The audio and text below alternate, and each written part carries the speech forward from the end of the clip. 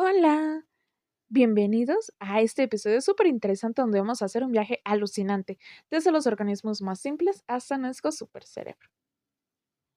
Van a empezar este pequeño viaje con su servidora Naomi Hernández Matías y le seguirían con mis demás compañeros. El día de hoy les voy a contar sobre la filogenia del sistema nervioso. Filogenia suena bonito, ¿no? Básicamente es la historia evolutiva del sistema nervioso. Es como el árbol genealógico de cómo evolucionaron las neuronas y todo ese rollo. Y todo empieza con algo súper simple. Organismos unicelulares, como la ameba. Entonces, ¿qué pasa con la ameba? Pues resulta que la ameba es una sola célula y lo importante es que no tiene sistema nervioso. Cero neuronas, nada. Pero aún así reacciona a su ambiente. Si hay comida, va hacia ella. Si hay peligro, se aleja. Todo sin neuronas, solo con reacciones químicas directas en su membrana. Básicamente es en automático total. Pero luego llegamos a los organismos multicelulares y es donde la cosa se pone interesante. Cuando tienes muchas células trabajando juntas, necesitas coordinación entre ellas y ¡boom! Ahí es cuando aparecen las primeras neuronas. Un ejemplo clásico que tiene que conocer es la planaria. Ese gusanito plano que probablemente han visto en el laboratorio. La planaria tiene algo bien bonito, los primeros gánglios cerebrales. Es como un protocerebro muy básico, pero funcional. Tiene dos cordones nerviosos que van por todo su cuerpo, en forma de escalera. Este es el inicio de algo que se llama centralización. ¿Y qué es la centralización? Básicamente es cuando las neuronas empiezan a agruparse en lugares específicos, en vez de estar dispersas por todo el cuerpo. Y de ahí viene algo aún más importante, la cefalización, que es cuando esas neuronas se concentran específicamente en la cabeza, formando un cerebro de verdad. Tiene mucho sentido, ¿no? Pones los sensores adelante y el centro de control cerca. Eficiencia máxima. Eso nos lleva a hablar del nivel de organización multicelular de la neurona. Aquí las neuronas empiezan a especializarse. Unas detectan estímulos del ambiente, otras procesan la información y otras ejecutan respuestas musculares. Es trabajo en equipo nivel experto. Ahora viene la parte técnica, pero súper importante. Los modelos monosináptico y multisináptico. Ojo, esto suena complicado, pero es fácil. Sináptico viene de sinapsis, que es la conexión entre neuronas. Ahora bien, monosináptico significa que hay solo una conexión entre la neurona sensorial que detecta algo y la neurona motora que hace que te muevas. Es el circuito más simple y el más rápido que existe. En cambio, multisináptico significa que hay varias conexiones con neuronas intermedias que procesan la información. Es más lento, pero mucho más complejo. Aquí puedes tomar decisiones, no solo reaccionar como robot.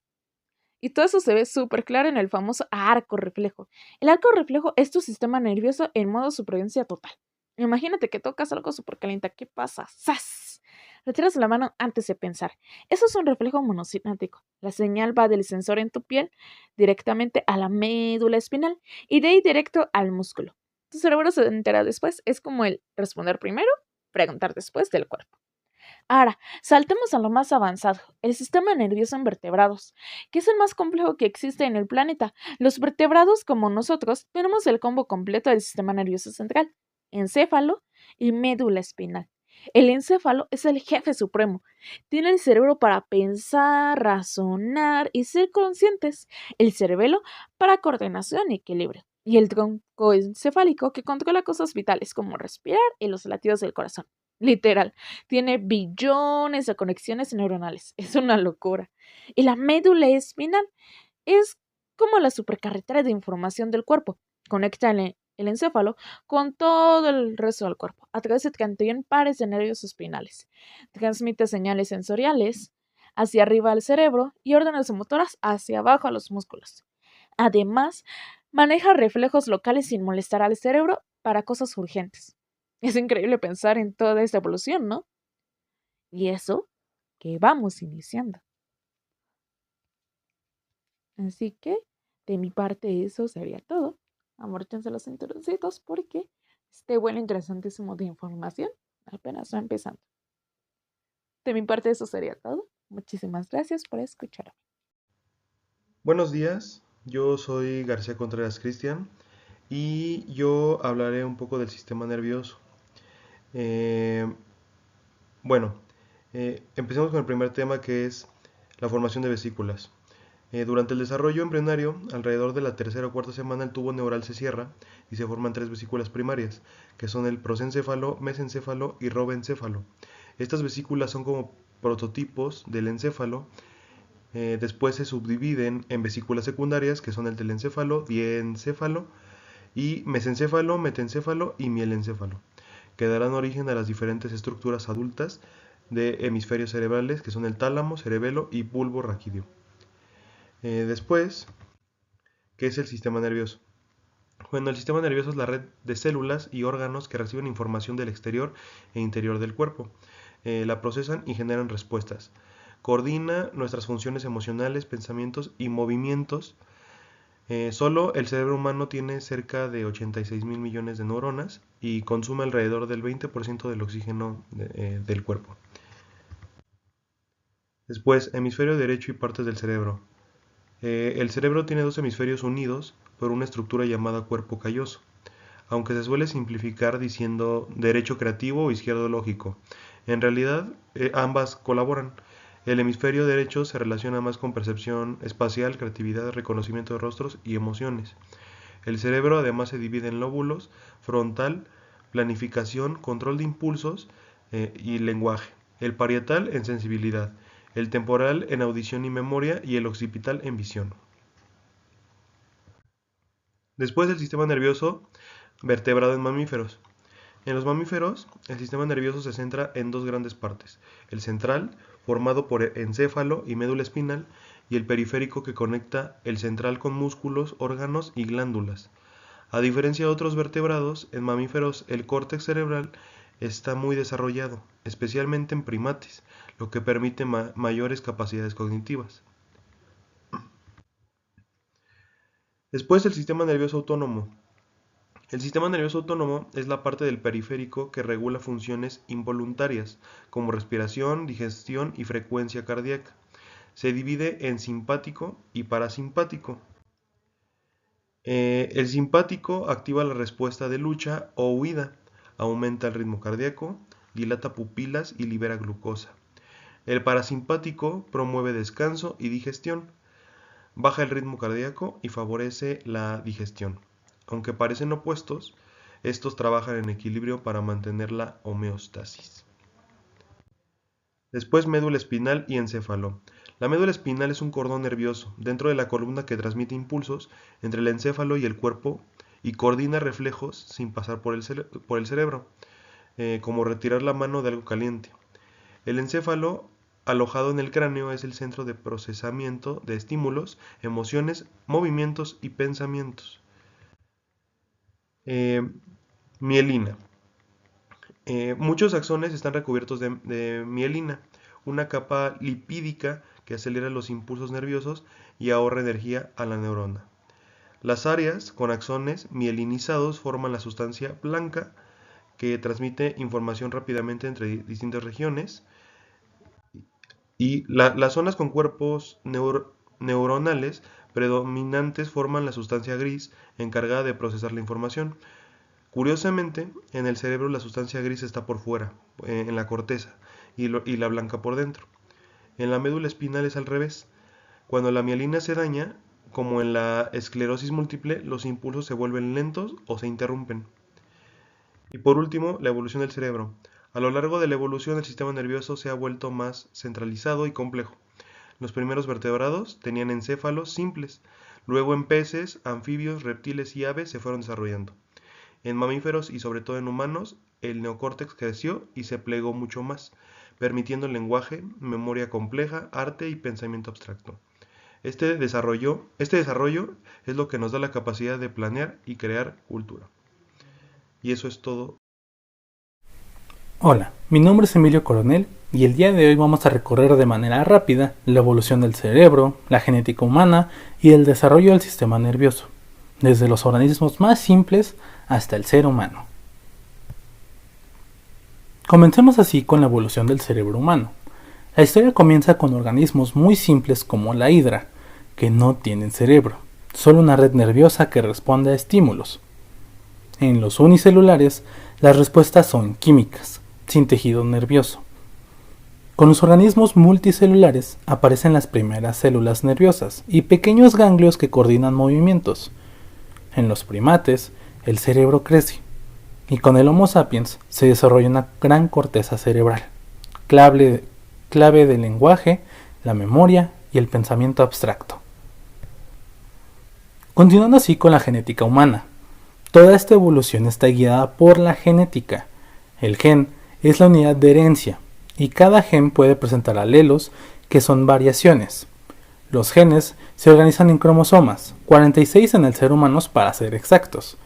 La herencia dominante significa que un alelo puede expresar un rasgo aunque otro no lo tenga. La herencia recesiva solo se manifiesta si ambos alelos son recesivos. La combinación de genes forma el genotipo, mientras que lo que observamos como el color de ojos o la altura es llamado fenotipo. Bien, ahora continuando con las anomalías cromosómicas, algunas variaciones genéticas pueden provocar anomalías. El síndrome de Down ocurre por una copia extra del cromosoma 21, causando rasgos faciales característicos y un retraso intelectual variable. El síndrome de Turner aparece cuando falta total o parcialmente un cromosoma X en mujeres, afectando el crecimiento y la fertilidad. Mientras tanto, el daltonismo es un trastorno genético que altera la percepción de colores, sobre todo el rojo, el verde y algunas de sus tonalidades. Bien, continuando con el desarrollo embrionario, el sistema nervioso humano comienza desde la fecundación, cuando el óvulo y el espermatozoide forman un cigoto. Durante la etapa germinal se multiplican las células.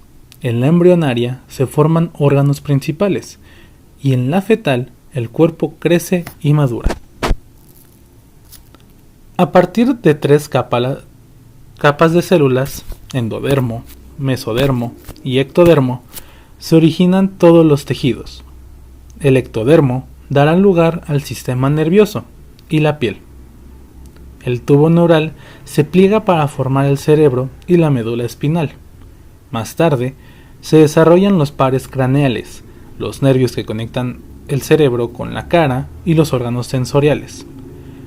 Las vesículas primarias y luego las secundarias se forman estructuras como la corteza cerebral y el cerebelo.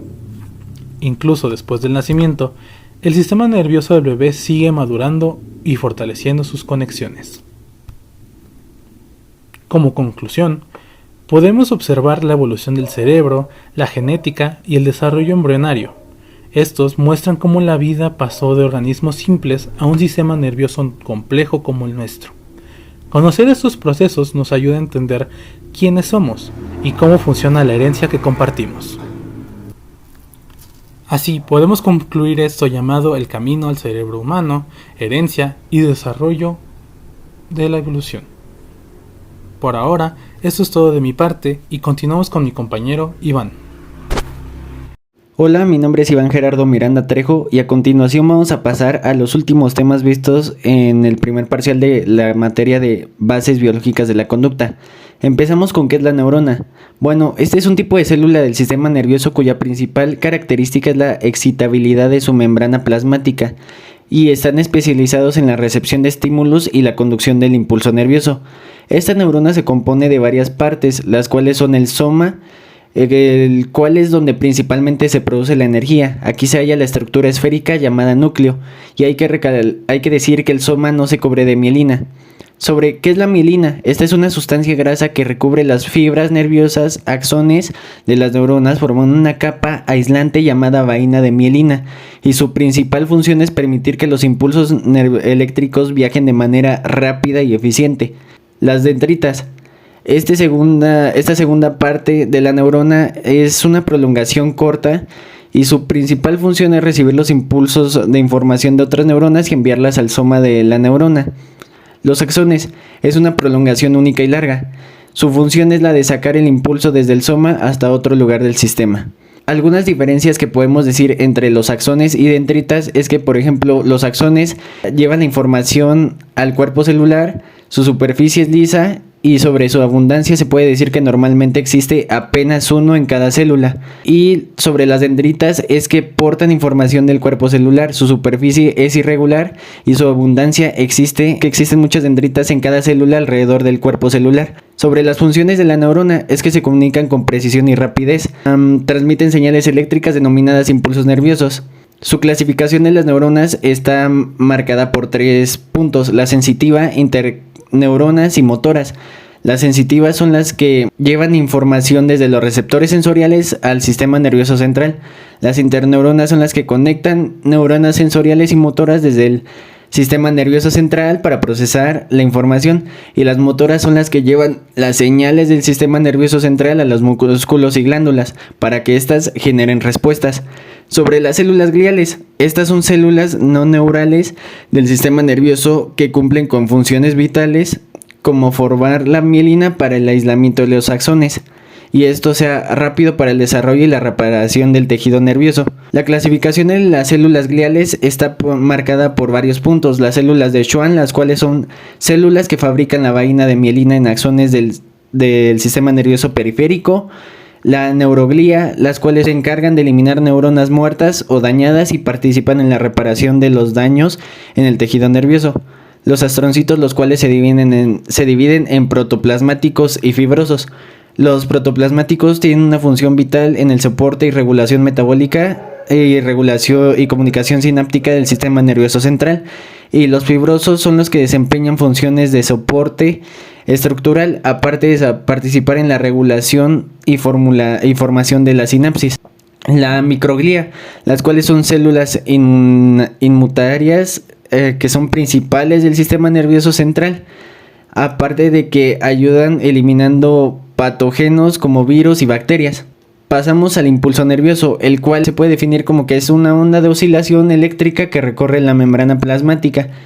Es el impulso nervioso potencial de acción. Sobre sus fases está la membrana en reposo, la cual es cuando la neurona no está conduciendo impulsos, y el potencial de membrana de la neurona se mantiene en el alrededor de menos 70 minivoltios. Pasamos a otra fase importante, saltando entre las más importantes, la hiperpolarización, dentro de la cual esta fase el potencial de membrana de la célula se vuelve más negativo de lo normal. El potencial oscila o está entre los menos 70 a menos 90 minivoltios. Y tenemos 2 puntos aquí muy específicos, los cuales son el periodo refractario absoluto y el periodo refractario relativo. El primero, el absoluto, es el cual se localiza en las primeras fases desde el potencial de acción durante la despolarización y el inicio de la repolarización. Y alguna de su característica es la inactivación de los canales de sodio, lo que impide un segundo potencial de acción. Y sobre el relativo es que se puede generar un segundo potencial de acción solo frente a estímulos supraumbrales mayor que el umbral. Por último tenemos la sinapsis, la cual es el sitio de comunicación entre dos neuronas en el cual participan 2 tipos de neuronas, de acuerdo al mecanismo, la eléctrica y la química. Y por último los neurotransmisores, los cuales son sustancias químicas que tienen conductancia.